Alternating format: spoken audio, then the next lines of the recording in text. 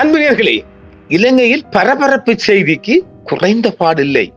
நிம்மதியாக தூங்கலாம் என்று சொன்னால் நமக்கு ஏது தூக்கம்?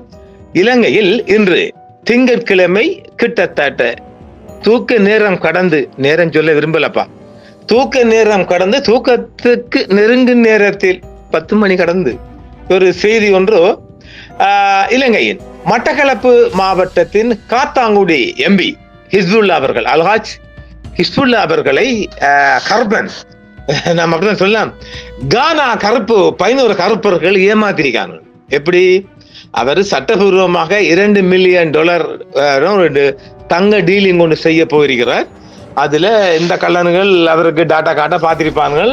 அது சட்டவிரோதமாக கொண்டுதான் பார்த்திருப்பான். இவர் கள்ளத்தனமா கொண்டு வருகிற அது அதனால இந்த நீதிமன்றம் வரையும் சென்றபடியால் இது ஏற்கனவே புத்தளம் எம்பி செஞ்சது போல இல்லாமல் அவர் என்றால் கொஞ்சம் அறிவு, அதாவது இவர் நமக்கு மாமன் மச்சான் கிடையாது. மட்டக்களப்பு ஹிஸ்புல்லாவை பொறுத்த வரைக்கும் அறிவுபூர்வமானவர், அரசியலில் மிகப்பெரிய சாதனையாளர், மிகப்பெரிய வேலைக்காரன். அப்புறம் எத்தனையோ சொல்லலாம். அதாவது இவர் தமிழ் மக்களுக்கு ஒரு விரோதமாக சில ஊடகங்கள் தொடர்ந்து பரப்பி வரலாம், ஆனால் இவர் எல்லா வகையிலும் ஒரு கெட்டிக்காரன், அதுக்கு மாற்று கருத்து இடமில்லை. அரசியலில் சூரப்புலி, அரசியலில் சாணக்கியம், அக்கியம் சாணக்கியம் கிடையாது, அது சொணக்கியம், அது கிடையாது. ஹிஸ்புல்லாவை பொறுத்த வரைக்கும் அவர் ஒரு சாதனையாளர். கடந்த பொது தேர்தலின் போது அவரை வெற்றியை நான் மாத்திரம்தான் சொல்லியிருந்த எல்லா புகழும் இறைவனுக்கு. ஏனெனில் தொடர்ச்சியாக மட்டக்களப்பில் ஹிஸ்புல்லா வெற்றி பெறுகின்றார் என மிகப்பெரிய போட்டி, மிகப்பெரிய படையெடுப்பு, தேர்தல் ஆணையம் மிகப்பெரிய நெருக்கடி, அதையெல்லாம் மீறி இவர் வெற்றி பெறும் அளவுக்கு ஒரு விகிதம் படிக்கக்கூடியவர்.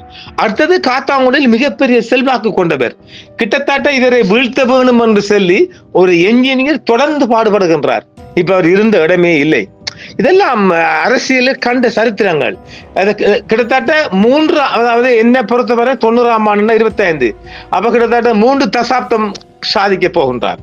மிகப்பெரிய கெட்டிக்காரன். இவர் கானாவில் இவரை ஏமாத்திருக்காங்க கருப்பன்கள், ஒரு 11 கருப்பன்கள். இலங்கை நாடாளுமன்ற உறுப்பினரை $2 மில்லியன் மதிப்புள்ள தங்க மோசடியில் ஏமாற்றியதாக குற்றம் சாட்டப்பட்ட 11 கானா கருப்பின மக்களை எக்ரா சர்க்கிட் நீதிமன்றம் ஜாமீன் வழங்கியுள்ளது இன்று. இதுதான் இன்றைய ஒரு பரபரப்பான செய்தியாக பார்க்கப்படுகின்றது. கானா ஊடக அறிக்கைகளின்படி தங்கம் வழங்குவதாக கூறி, கோல்ட் பிசினஸ் கூறி இலங்கை நாடாளுமன்ற உறுப்பினரை $2 மில்லியன் மோசடி செய்ததாக குற்றம் சாட்டப்பட்ட 11 பேருக்கும் ஏக்ரா சேக்குட் நீதிமன்றம் 8வது ஜாமீன் வழங்கியுள்ளதாம். இந்த நீதிமன்றம் 8வதா இல்ல 8வது ஜாமீனா என்பது நமக்கு சரியா தெரியாது. நான் நினைக்கிறேன் சேக்குட் கோட் 8 நினைக்கிறேன். ஒவ்வொரு குற்றவாளிக்கும் 5 லட்சம் GHC அவங்களோட கானா பணம் தொகையில் 2 உத்தரவாதங்களுடன் ஜாமீன் வழங்கப்பட்டுள்ளது. அவர்களில் ஒருவர் நிலச்சொத்தை நியாயப்படுத்த வேண்டும் என்றும் மற்றும் அசல் உரிமை சான்றிதழை நீதிமன்ற பதிவேட்டில் சமர்ப்பிக்க வேண்டும் என்றும் கானா சர்க்கிட் நீதிமன்றம் உத்தரவிட்டிருக்கின்றது.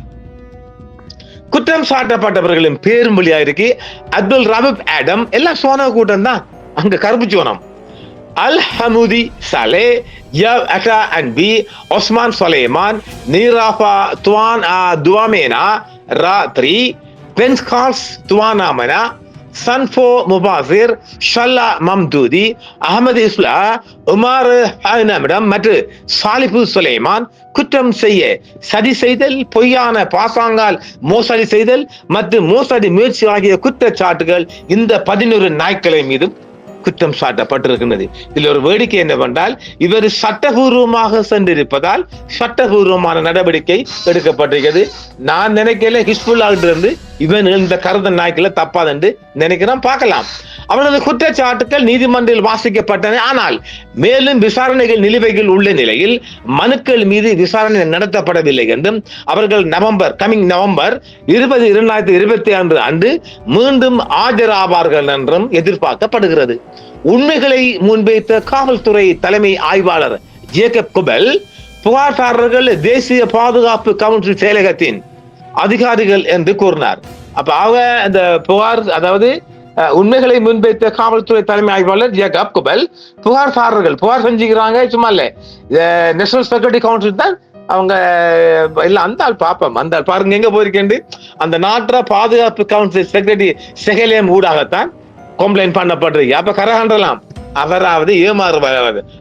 குற்றம் சாட்டப்பட்ட நபர்கள் ஜெய்வா எஸ்எஸ்சி மற்றும் அதை சுற்றியுள்ள பகுதிகளில் செயல்பட்டு வருவதாகவும் தங்கத்தை விற்பனை செய்ததாக கூறி தனிநபர்களை ஏமாற்றும் ஒரு கும்பலின் ஒரு பகுதியாக இருந்ததாகவும் அவர் கூறினார்.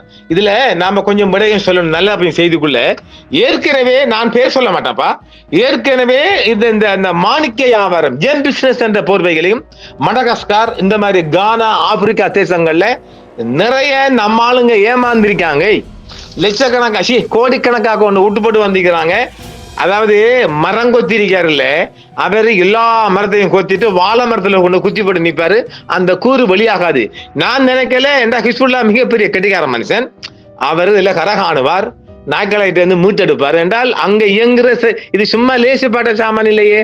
அங்க இந்த கோட் எக்ஷன் எடுக்கிறதெல்லாம் அங்க உள்ள தேசிய பாதுகாப்பு செயலம் விடுவானுங்களா, சாம்பி அந்த ஆள் எல்லாம் எடுத்துரும், செலவழிச்சு போக ஊடுவாசலாம் வித்து எடுக்கலாம் பார்க்கலாம்.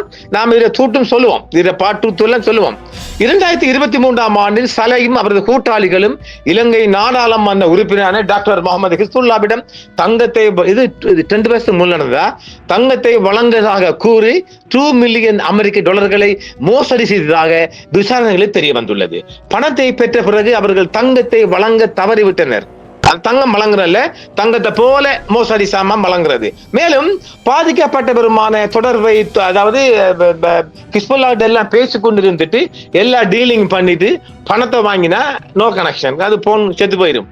எல்லாத்தையும் போலாண்டு எல்லா நோட்டையிலுமா குற்றம் சாட்டப்பட்டவர்கள் பின்னர் டாக்டர் ஹிஸ்புல்லாவை மீண்டும் தொடர்பை ஏற்படுத்திக் கொண்டு அவருக்கு 50 கிலோ தங்கத்தை விற்க முன் வந்தார்கள் மற்றும் பரிவர்த்தனைக்கு சட்டபூர்வ சாயலை வழங்க ஒரு புரிந்துணர்வு ஒப்பந்தத்தில் கையெழுத்திட்டார் என்றும் தலைமை ஆய்வாளர் குபல் தெரிவித்திருக்கின்றார். அதிகாரப்பூர்வ புகாரை தொடர்ந்து தேசிய பாதுகாப்பு குழு அக்டோபர் 16, 2025 அன்று ஒய்சா எஸ்எஸ்சியில் சந்தேக நபர்களை கைது செய்தது. கைது செய்யப்பட்ட போது தங்கம் என சந்தேகிக்கப்படும் 2 மஞ்சள் நிற உலகங்கள் மீட்கப்பட்டன. தங்கத்தை போல அந்த உலகத்தை அதெல்லாம் கொண்டு வர உலகங்களின் நம்பகத்தன்மையை கண்டறிய சோதனைகள் நடத்தப்பட்டு வருவதாகவும் அவைகள் நீதிமன்றத்தில் சமர்ப்பிக்கப்படும் என்றும் இந்த மிஸ்டர் குபேல் ஆய்வாளர் குபேல் தெரிவித்திருக்கின்றார். இது என்னென்றால் எல்லாம் நிறைய எம்பிக்கள் மாத்திரமல்ல, சில விஐபிக்கள், அதாவது இந்த மாணிக்க கல்லட போவாங்க இல்லையா, இதுவும் ஒரு மோசடி கும்பல் விளையாட்டா.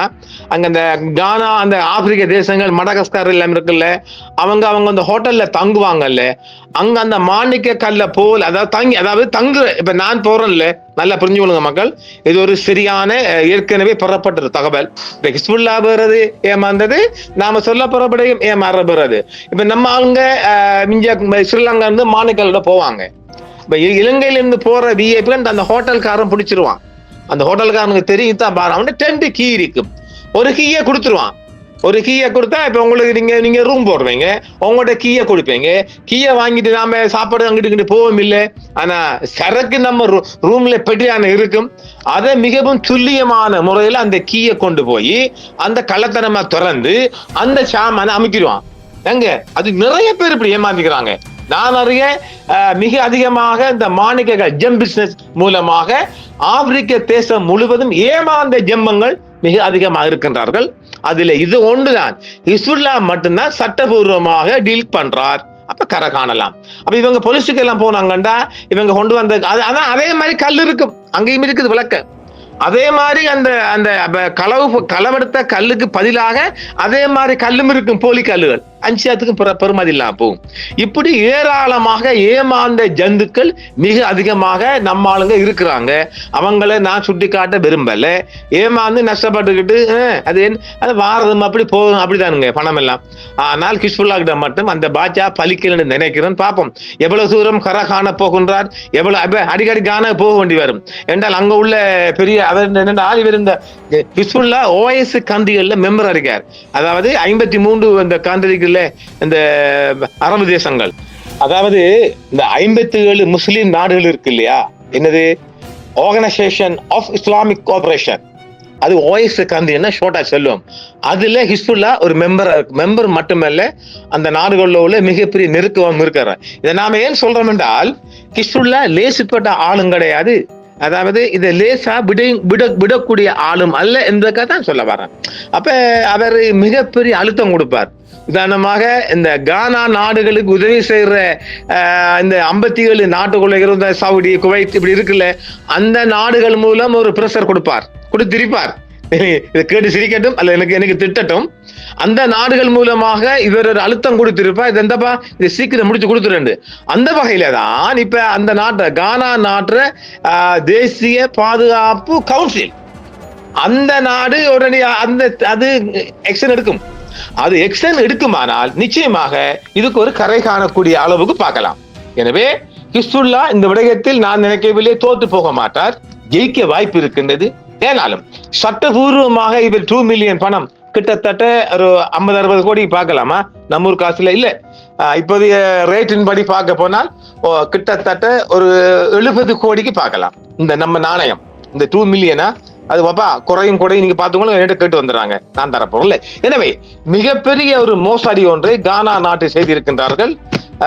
முன்னாள் அமைச்சரும் ஆளுநருமான தற்போதைய முஸ்லிம் காங்கிரசின் எம்பி, வெற்றியீட்டு எம்பி ஹிஸ்புல்லா அவர்கள் இதில் தோற்று போவாரா அல்லது அந்த பணத்தை அடைவாரா என்ற கேள்வி இது நாளைக்கு நாளடிப்பார்கள். என்னை பொறுத்த வரைக்கும் இவர் இந்த 57 நாடுகள் என்ற ஓஎஸ்சி நாடுகளில் இவர் ஒரு உறுப்பினர் மட்டுமல்ல, ஒரு விஐபியா இருப்பதால் இதில் கரை காணக்கூடிய வாய்ப்பு இருக்குது. கானா நாட்டின் பாதுகாப்பு படையும் இதில் உச்சந்தோடும் அளவுக்கு இருக்கின்றது. அங்கிருக்கின்ற தேசிய கவுன்சிலும் இதற்கு ஒரு கோஆபரேஷன் வழங்குவதாலும் இந்த நாடுகளிலிருந்து மிக அழுத்தம் கானா நாட்டு அரசியலுக்கு ஜனாதிபதி பிரதமருக்கெல்லாம் போகும் இல்லை, பாதுகாப்பு வட்டாரம் வரைக்கும் ஒரு அழுத்தம் கொடுக்கப்படும். அந்த அழுத்தத்தின் மூலம் இழந்த பணத்தை ஹிஸ்புல்லா அவர்கள் மீண்டும் மீட்டு வருவது அதிக வாய்ப்பு இருப்பு பார்க்கின்றோம். பார்ப்போம் அடுத்த பார்ட் 2விலும். நன்றி நேயர்களே. என்றும் உங்களுடன் சன்ரைஸ் இந்தியா டிவி சப்ஸ்கிரைப் பண்ணுங்கள், பெல் பட்டனையும் கிளிக் செய்யுங்கள். உங்கள் ஆதரவே எங்கள் சேவை, ஆதரவு தாருங்கள், அரவணைப்போம். மறக்காம சர்ப்ரைஸ் பண்ணுங்க. தேங்க்யூ.